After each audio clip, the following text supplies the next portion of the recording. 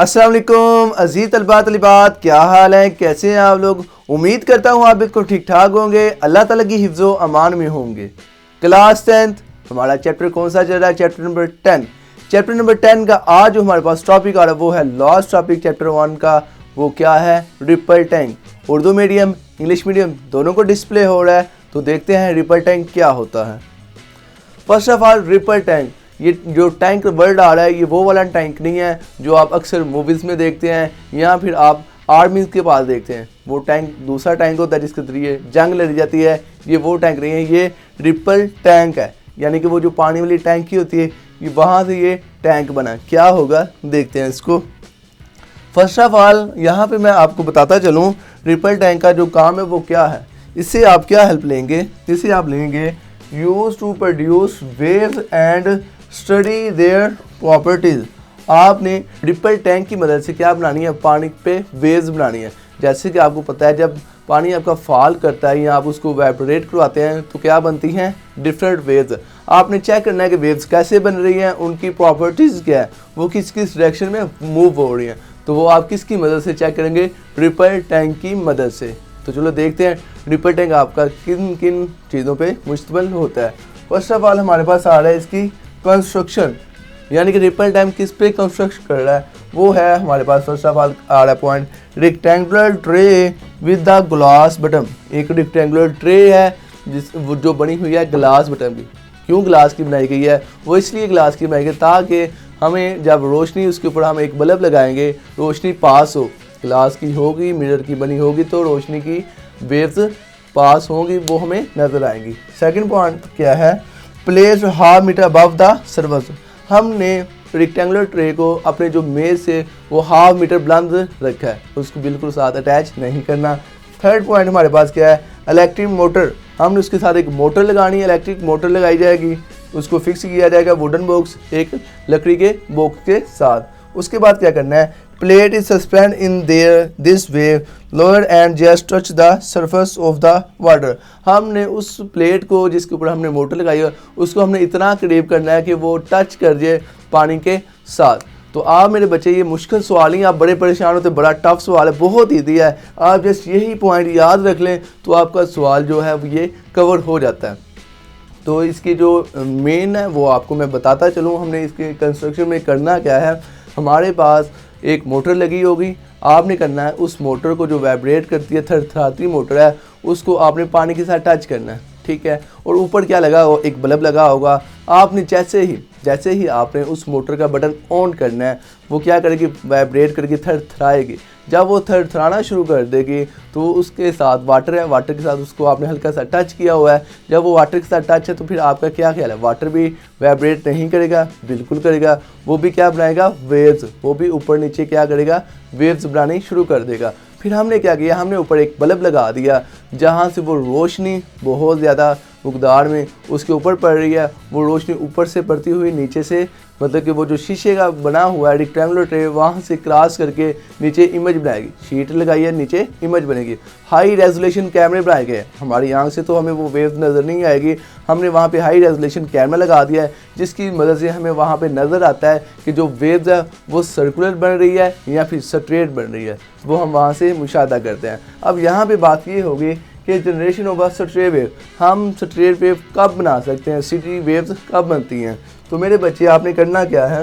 When a vibrator is on, जब आपने उसको ऑन कर देना है, the plates start vibrating and straight wave are generating on water surface. जो उसकी प्लेट्स हैं वो स्टार्ट हो जाएंगी, वाइब्रेट करना शुरू कर देंगी, तो फिर आपके पास जो होगी स्ट्रेट वेव शो होगी। जैसे कि आपको यहाँ शो हो रहा है, ये क्या है? सीधी लाइन।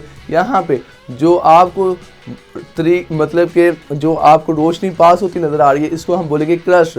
क्या बोलेंगे? क्रस्ट। आपको पता है कि जब वेवलेंथ गुजरती है, आपने लास्ट टाइम पढ़ा था, जब आपके पास एक वेव बनती है, वेव ऊपर नीचे होती है ना, ये जो इसका ये ऊपर वाला पोर्शन होता है ये क्या होता है? क्रस्ट, ठीक है। और ये नीचे वाला क्या होता है? ट्रफ। ये आपने सीखा हुआ। और यहाँ पे इस डायग्राम के अंदर ये जो आपको रोशनी वाला हिस्सा नज़र आ रहा है ये इसका क्या पार्ट है? Crust part. और दूसरी तरफ जहाँ पे परछाई है, जहाँ पे साया बना हुआ है वो इसका है ट्रफ। और यहाँ पे आपको वेवलेंथ की डेफिनेशन करता जाऊँ, दो क्रस्ट या फिर दो तरफ के दरमियानी फासला को आप क्या बोलते हैं, वेवलेंथ। तो यहाँ पे आपकी सीधी वेवलेंथ वो भी कवर हो गई है, ये आपको कवर होगा। नेक्स्ट हम बात करते हैं यहाँ पे generation of a circular wave, यानी कि सर्कुलर वेव कब बनेगी। तो वो मेरे बच्चे वो कब बनती है, जब आपने vibrating bar is rise up, उसको आपने ऊपर कर लेना है, एंड नॉब इज अटैच्ड, जो उसकी नॉब है, जो आपकी वो थरथराने वाली मोटर के साथ जो नॉब लगी हुई है उसको आपने कर देना, which is lower in the such a way that it touch the surface of water. वो जो आपकी नॉब है वो क्या कर रही है, वाटर को टच करना शुरू कर दे। व्हेन वाइब्रेटर इज ऑन, फिर आपने क्या करना है, उस वाइब्रेटर को, उस इलेक्ट्रिक मोटर को ऑन कर देना है। फिर क्या होगा, सर्कुलर वेव्स आर जनरेटेड, फिर आपके पास सर्कुलर वेव्स बननी शुरू हो जाएंगी। तो वो वेव्स आपके पास कुछ डिफरेंट टाइप्स की होंगी, वो कौन सी टाइप्स हैं वो हम नेक्स्ट देखते हैं।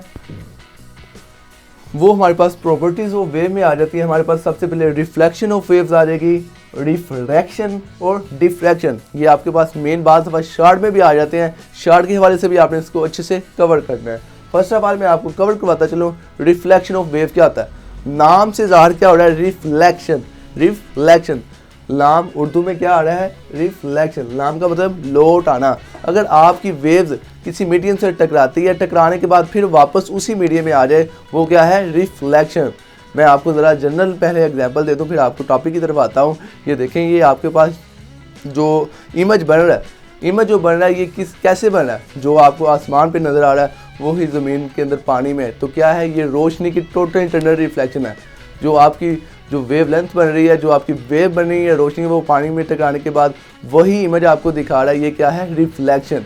तो इसकी डेफिनेशन करते हैं, waves moving in one medium fall on the surface of other medium, wave bounce back in such a way, यानी कि वेव एक मीडियम से आई, दूसरे मीडियम में टकरा के फिर वापस उसी मीडियम में आ गई, वो क्या होती है, रिफ्लेक्शन। तो अब हम अपनी वेव डायग्राम में आप देख रहे हैं, हमारे पास जैसे ही वेव्स बनाई गई वाटर के अंदर, वो वापस क्या हो रही हैं, रिफ्लेक्ट हो रही हैं। उनका एंगल ऑफ इंसिडेंस, यानी कि जिस एंगल से वो जा रही हैं, एंगल ऑफ रिफ्लेक्टेड, जिस एंगल से वो मुड़ रही हैं, वो दोनों इक्वल होंगे।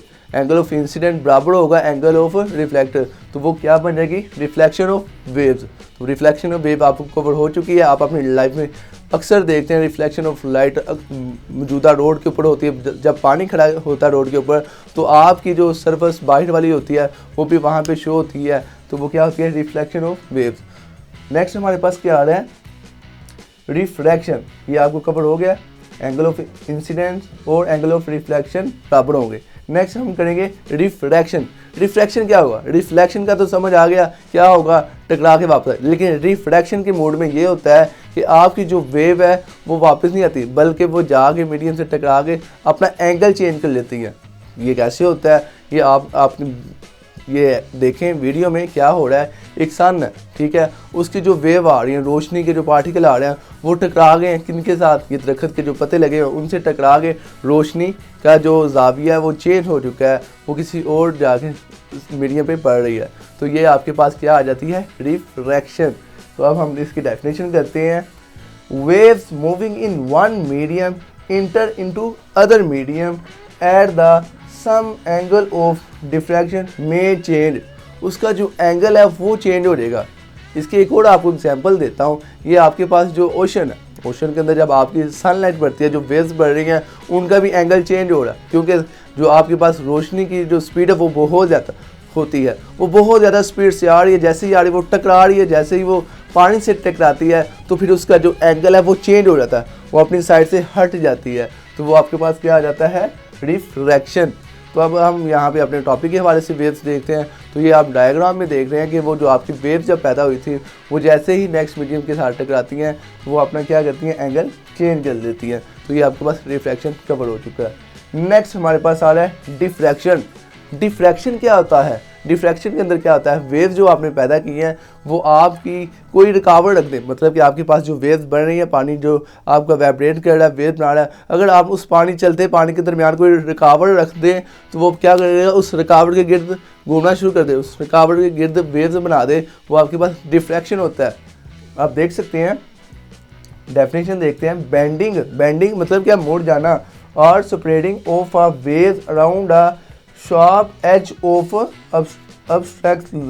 तो वो आपके पास क्या आ जाएगी, डिफ्रैक्शन। आप किसी भी रुकावट को रख दें, उसके गिर्द अगर पानी मुड़ रहा है तो वो क्या है, आपके पास डिफ्रैक्शन है। अगर आप बहुत बड़ी मतलब कि ज़्यादा फासले के साथ उसको बनाते हैं, फासला ज़्यादा रखते हैं तो डिफ्रैक्शन बहुत ज़्यादा होगी। अगर फासला कम कर देते हैं तो डिफ्रैक्शन कम होगी। तो ये मेरे बच्चे आपके पास छोटे छोटे शार्ट सवाल में आ सकता है, तो फिर आपने इनकी डेफिनेशन और साथ इनकी एग्जाम्पल करनी है। और बाज़ दफ़ा ज़्यादातर चांसेस यही होती हैं कि रिपर टैंक आपका लॉन्ग सवाल में पूछा जाता है व्हाट इज़ रिपर टैंक, उसकी कंस्ट्रक्शन पूछी जाती है, right its construction and its properties. तो फिर आपने ये कंप्लीट लिखना होता है। तो ये मेरे बच्चे मुश्किल नहीं है, बहुत आसान है। यही जो पॉइंट लिखे हुए हैं आप इसी को अटैम्प्ट कर लें, इंशाल्लाह आपका लॉन्ग सवाल कवर हो जाएगा। आज मुझे इजाज़त दें, इंशाल्लाह नेक्स्ट वीडियो में हम इसकी एक्सरसाइज सॉल्व करेंगे, न्यूमेरिकल सॉल्व करेंगे। तब तक अपना और इस चैनल का बहुत सारा ख्याल रखें। अल्लाह हाफिज़।